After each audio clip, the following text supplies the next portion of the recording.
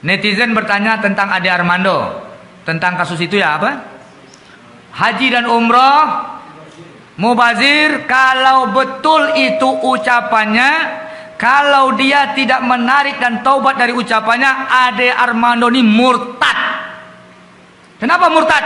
Karena haji rukun Islam. Rukun Islam batal, rukun Islam ditolak, batal dia status keislamannya.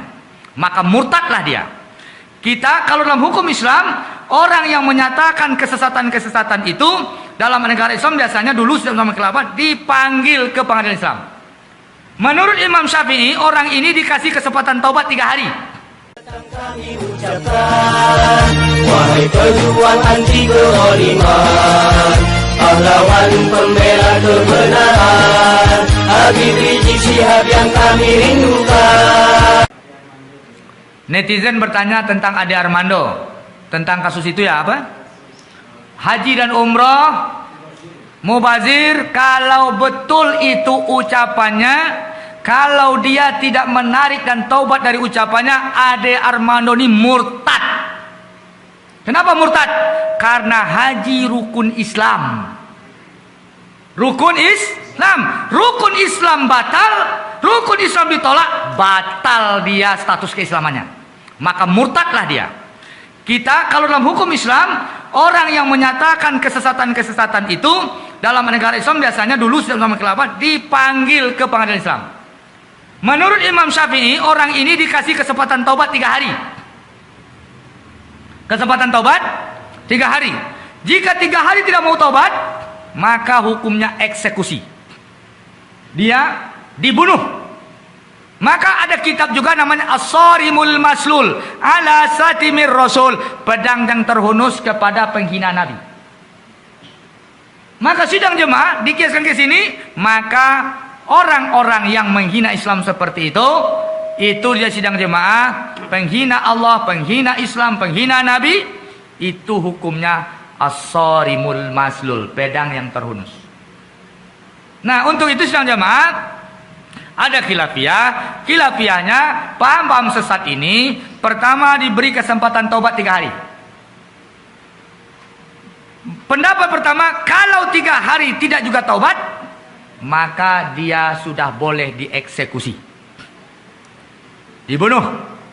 Pendapat kedua, jika ada peluang, masih ada peluang dialog, dia belum mengambil keputusan, artinya masih bisa peluang dialog, maka masih diberi kesempatan lebih dari 3 hari. Selagi masih bisa ada peluang menyadarkan dia, meyakinkan dia, maka diberi kelonggaran beberapa hari berikutnya, sampai nanti kalau sudah diputuskan memang tidak ada lagi kemungkinan dia berubah, hukumnya eksekusi.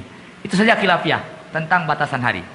Tapi orang seperti itu yang jelas dia murtad, menolak rukun iman, rukun Islam. Jadi sidang jemaah yang dirahmati Allah, walaupun dia orang Minang, kita orang Minang, dia sudah tidak sesuai dengan falsafah adat Minang, adat basandi syarak basandi kitabullah. Kalau begitu buang saja Ade Armando ini dari Minang.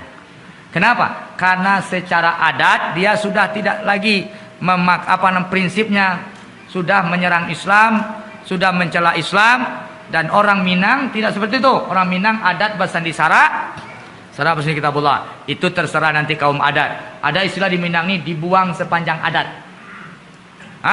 Dibuang sepanjang adat. Ada macam-macam lah. Yang penting sidang jemaah kita sedih. Kok orang Minang kok aduh loh, bermasalah-masalah kita.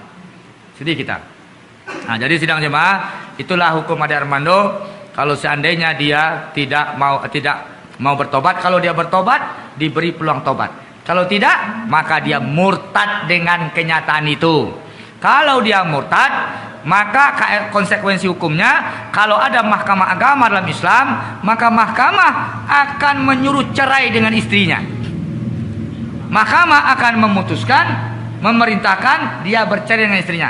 Namun di Indonesia nggak ada mahkamah. Namun dalam konsepnya, dalam kajian para mazahib, para imam a'imah, pandangan Islam, orang yang menolak, mencela juga lagi terhadap rukun Islam, hukumnya murtad.